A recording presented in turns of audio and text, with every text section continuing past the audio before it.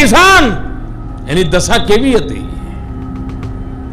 ઘેર દીકરી મોટી થઈ હોય, પરણાવવાની થઈ હોય, આર્થિક સ્થિતિ સારી ન હોય, દીકરી મોટી થતી જતી હોય, આખરે ખેડૂત વિચાર કરે કે ભાઈ જમીન વેચો, પણ દીકરીને એકવાર હાથ પેળા કરાવી દો, એક મોટું કામ પૂરું થઈ જાય, અને જમીન વેચવા નીકળે.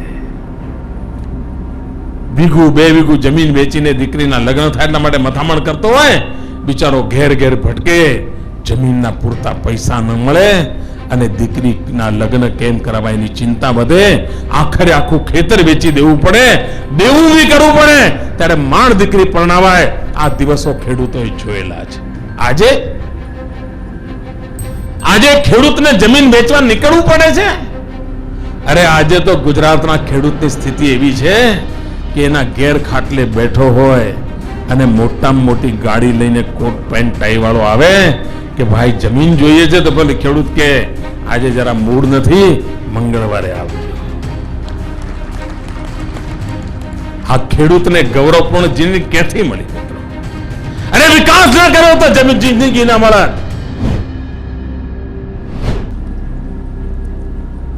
આજે કોઈ કે ગુજરાત એટલે સામે વાળો બોલે છે વિકાસ, અને કોઈ બોલે વિકાસ તો સામે વાળો બોલે છે ગુજરાત. વિકાસનો મતલબ ગુજરાત, ગુજરાતનો મતલબ વિકાસ, આ પર્યાયવાચી બની ગયા છે ભાઈઓ. અને અચાનક નથી થયા.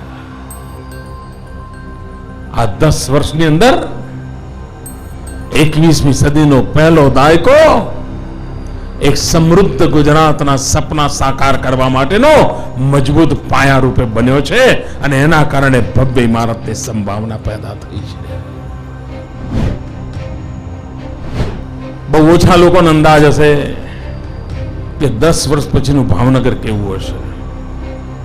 આપને અંદાજ નહીં હોય, આપને પણ નહીં હોય, પણ હું આમ દૂરનું જોઈ શકું છું.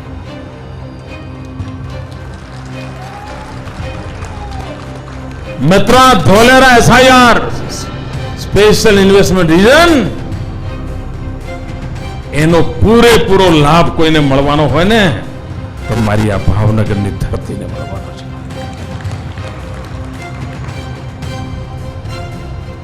આપ કલ્પના નહીં કરો એવો હરણફાળ ભરાવાની છે. અને વિકાસ ડગલા માંડીને થવાનો, વિકાસ કૂદકા મારીને થવાનો છે. અને એનો પહેલો લાભાર્થી કોઈ હોય તો ભાવનગર છે ભાઈ.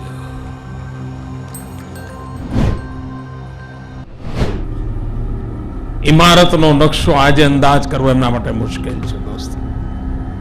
મને બરાબર ખબર છે નકશો કયો છે. આ ઇમારત કેવી બનવાની છે મને પૂરો અંદાજ છે ભાઈઓ. અને જ્યાં સુધી રાજકીય ચશ્માથી આ ચીજો જોવામાં આવશે, રાજકીય માપદંડોથી આ ચીજોનું મૂલ્યાંકન કરવામાં આવશે, ત્યાં સુધી આ મૂલ્યાંકન કરનારા, વાદ વિવાદ કરનારા સૌ કોઈ સદંતર ખોટા પુરવાર થવાના છે. કોઈ છાપાના લેખોને કારણે લોકો ગુજરાત પ્રત્યે આકર્ષાય છે એવું નથી. કોઈ ટીવીમાં સમાચાર આવી ગયા એના કારણે દેશ ગુજરાત તરફ આકર્ષાયો છે એવું નથી. ભાઈઓ બહેનો, હિન્દુસ્તાનની અંદર વિકાસની દિશા શું હોય, વિકાસનો સ્કેલ શું હોય, વિકાસની સ્પીડ શું હોય, એનો ભૂતકાળમાં કોઈ અંદાજ જ નહોતો. આ ગુજરાતે કરી બતાવ્યું છે. અને એના કારણે દુનિયાનું ધ્યાન જાય છે. અને મારે દુનિયાને બતાવવું છે ગુજરાતનો વિકાસ થયો છે, એ તો જગતે જાણી લીધું છે. મારે બતાવવું છે વિકાસ કેવી રીતે થયો છે, વિકાસ કયા કારણે થયો છે. અને વાત દુનિયાને ડંકાની ચોટ પર બતાવવા માટે મેં સદભાવના મિશન ચાલુ કર્યું છે. વિશ્વને, હિન્દુસ્તાનના ખૂણે ખૂણાને આ સચ્ચાઈની અનુભૂતિ થાય એટલા માટે મેં ઉપવાસનો માર્ગ અપનાવ્યો છે દોસ્ત. ઠાલા વચનો દ્વારા નહીં, છાપામાં પાના ભરી ભરીને વાત છપાય એના માટે ગોઠવણો કરીને નહીં, તપસ્યાનો માર્ગ અપનાવ્યો છે, ત્યાગનો માર્ગ અપનાવ્યો છે. અને આ હિન્દુસ્તાનની ધરતી ત્યાગ અને તપસ્યાને પૂજનારી ધરતી છે દોસ્ત. ગમે તેમાં વિરોધની કલબલ ચાલતી હોય, પ્રજા માનસ પર અસર નથી થતી, એ આજે બતાવે છે. મને કોઈ કહ્યું કે ગયા અઠવાડિયાથી અહીંયા છાપાઓ તો ભરેલા ભરેલા એવા આયા છે કે જાણે મોદી મોટો ગુનેગાર હોય. તો શું બાકી નથી રાખ્યું લખવામાં? એટલે એમણે નથી લખ્યું, દિલ્હીથી બધું થાય છે. અને છતાંય 50,000 કરતા વધારે લોકોની મેદની એક ઉપવાસના કાર્યક્રમમાં આવે. આટલા મોટા મોટા સાધુ મહાત્મા આખો દિવસ અહીંયા અન્ન લીધા વગર બેસે, કઈ શક્તિ છે? ભાઈઓ બહેનો, આ ઉપવાસની પોતે એક તાકાત હોય છે, ઉપવાસનું પોતાનું સામર્થ્ય હોય છે.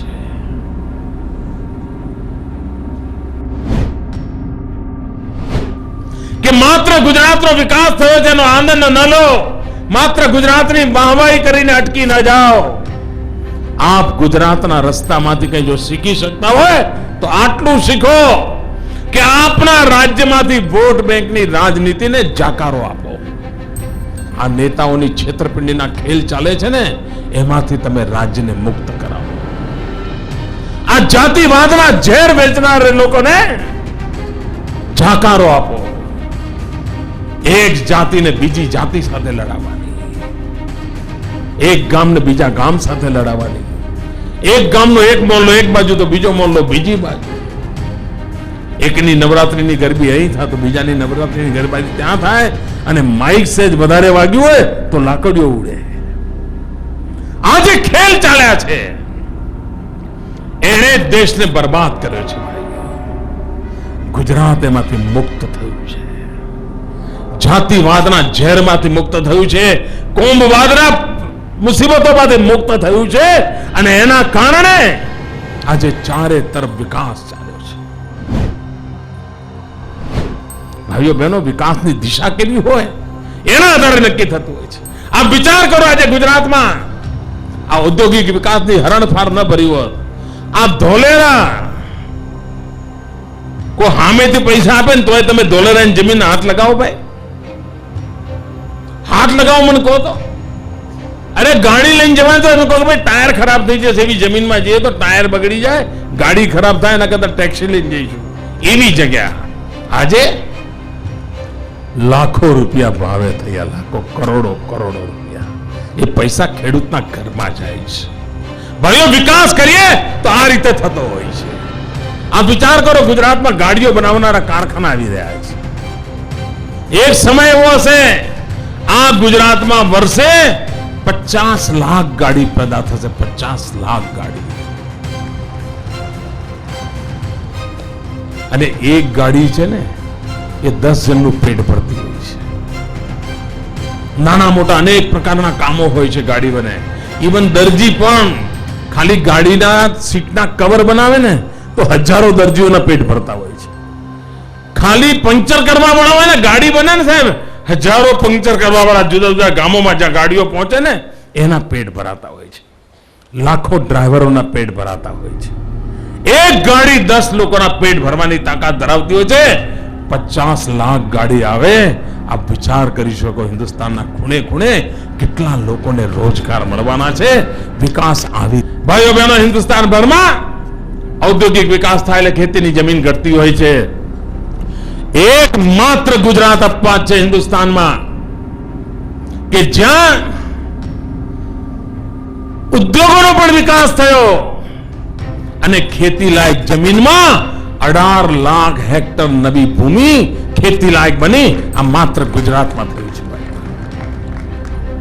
તમને ખેડૂતોની પડી છે, સ્પર્ધા કરવી છે ને, મોદીની નકલ કરવી છે ને, આવો હું મનમોહનસિંહને નિમંત્રણ આપું છું, આવો મારું નકલ કરો. અમે ગુજરાતમાં કૃષિ વિકાસ દર આખો 10% કર્યો, 10%. અને તમારું ગાડું 2.5% આગળ નથી જતું. ચલો 10 નહીં 5 તો કરી બતાવો. ચેલેન્જ છે મારી. તમે સહમત છો ભાઈઓ? ખોખરીને બોલો. આ મનમોહનસિંહજી ઉપાડવું છે કે નહીં મારું વાત? હિંમત હોય તો કરી બતાવો. લો, અમે 10% કૃષિ વિકાસ દર કર્યો છે. તમે 10 તો નહીં પહોંચી શકો, નકામાં હાંફી જશો. 5 તો કરી બતાવો. કરવું કાંઈ છે નહીં, નકામાં પ્રજાને મૂર્ખ બનાવો છો. ગેરમાર્ગે દોરવાનું કામ ચાલી રહ્યું છે પ્રજાને. ભાઈઓ બહેનો, મારે દુનિયાને ડંકાની છોડ પર કહેવું છે કે આ જાતિવાદના ઝેર, આ કોમવાદના ઝેર એને દેશને બરબાદ કર્યો છે. આ વોટ બેંકની રાજનીતિએ દેશને બરબાદ કર્યો છે. આ વિકાસની રાજનીતિ દેશને બચાવશે. અને ગુજરાતે રસ્તો પકડી લીધો છે. બહુ ઓછા લોકોને અંદાજ હશે કે 10 વર્ષ પછીનું ભાવનગર કેવું હશે. આપને અંદાજ નહીં હોય, આપને પણ નહીં હોય મિત્રો. પણ હું આમ દૂરનું જોઈ શકું છું.